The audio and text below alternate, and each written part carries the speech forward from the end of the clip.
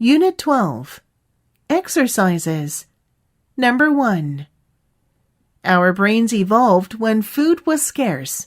Thus, we are compelled by our genetic heritage to eat whatever and whenever possible. Animals have a tendency to eat a great deal of food when tasteful food is readily available.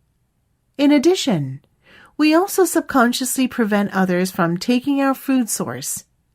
We defend our access to tasty food when it is within easy reach and is at risk of being consumed by other humans. Studies have shown that humans will eat more when more food is available, even when the food is stale or otherwise unappealing. Furthermore, even if you point out to others that the food is stale or that they have eaten more than their fair share, they will continue to eat. Our biological drive to consume tasty food to completion outweighs any opposing cognitive or motivational factors. Even after we have gained a lot of weight, our bodies want to gain more. Number 2. The world is shrinking in many ways.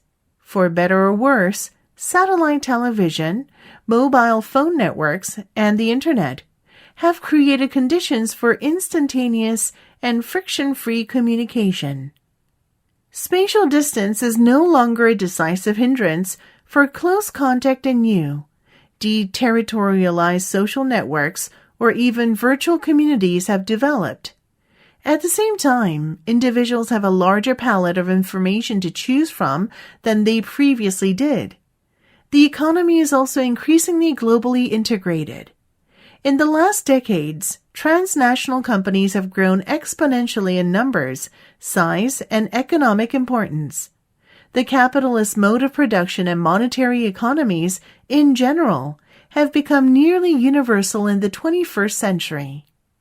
In politics as well, global issues increasingly dominate the agenda.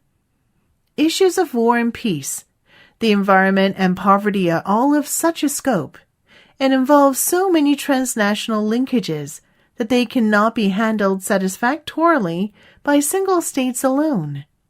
Pandemics and international terrorism are also transnational problems, which can only be understood and addressed through international coordination. Number 3.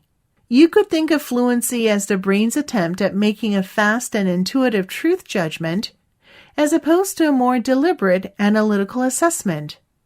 Of course, the fact that the brain processes familiar things more fluently isn't a bad thing in itself. In fact, in all likelihood, it's probably a useful and adaptive heuristic or rule of thumb in many situations. It would be absolutely exhausting for your brain if you had to process every bit of information completely anew. You know that 2 times 2 equals 4 when you read it. This has been repeated to you many times. You can process it fast and fluently. The real problem is that something can be true or false for many reasons other than familiarity. If I were to ask you, for example, how many animals of each kind Moses took with him on the ark, most people would say 2. Despite the fact that in the biblical story, it wasn't Moses on the ark, it was Noah. This doesn't matter to your brain, though. It's just predicting familiar answers. Number 4. Targeting and segmentation are of prime importance to media strategy.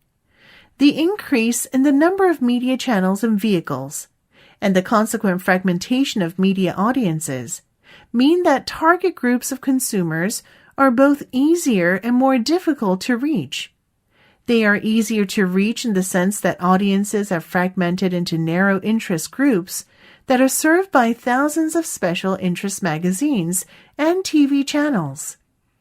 If an advertiser wants to reach, say, trout fishermen, sports car enthusiasts, or TV drama fans, there are specialist publications and TV shows that are ideal vehicles for targeting such narrowly defined audiences. But consumer groups are also more difficult to reach because agencies have great difficulty in categorizing audiences into target groups, that are sufficiently large to be workable for general advertisers. Being able to target trout fishermen is useful if you are selling fishing tackle, but not for general fast-moving consumer goods sales that require varied target groups. While trout fishermen probably have other consumer interests too, media vehicles that cater for one hobby are of limited use to most advertisers.